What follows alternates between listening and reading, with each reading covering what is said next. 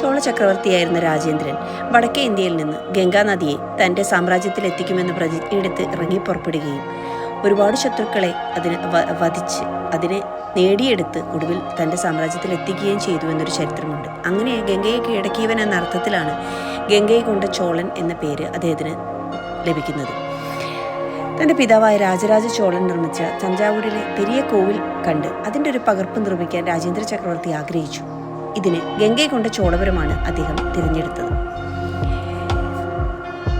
പെരിയ കോവിലിനോളം വരുമോ എന്ന് ചോദിച്ചാൽ ഏകദേശം അതുപോലെയൊക്കെ തന്നെ കണ്ടാലിരിക്കുന്ന ഈ ക്ഷേത്രം തീർച്ചയായും തഞ്ചാവൂർ സന്ദർശിക്കുന്നവർ കാണേണ്ട ഒരിടം തന്നെയാണ്.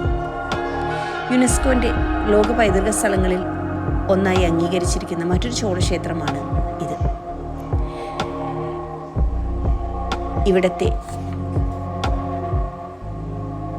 ശ്രീകോവിലിലെ ശിവലിംഗവും അതുപോലെ തന്നെ ഏകശിലാരൂപത്തിൽ എന്ന് വിശ്വസിക്കുന്ന നന്ദിയും മഹാത്ഭുതങ്ങൾ തന്നെയാണ്.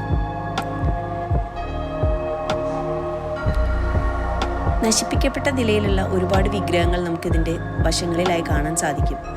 ഒരുപക്ഷെ മുഗളരോ അതുപോലുള്ള ഏതെങ്കിലും അക്രമകാരികളാൽ നശിപ്പിക്കപ്പെട്ട വിഗ്രഹങ്ങളായിരിക്കണം ഇതെന്ന് ആണ് ഞാൻ മനസ്സിലാക്കി വച്ചിരിക്കുന്നത്.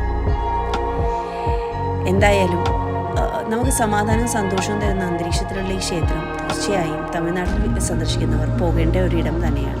ഈ സിംഹരൂപത്തിൽ കാണുന്നത് സത്യത്തിൽ ഒരു രാജകുമാരിമാർക്കും രാജ്ഞിക്കുമെല്ലാം കുളിക്കാനുള്ള കുളത്തിലേക്കുള്ള ഒരു വഴിയാണ്. പുറത്തുനിന്ന് നോക്കിയാൽ നമുക്ക് ഒരിക്കലും അത് മനസ്സിലാവില്ല. ഇപ്പോൾ അത് പൂട്ടിയിട്ടിരിക്കുകയാണ്, അതുകൊണ്ട് അതിനുള്ളിലേക്കൊന്നും പോകാൻ നമുക്ക് സാധിച്ചില്ല.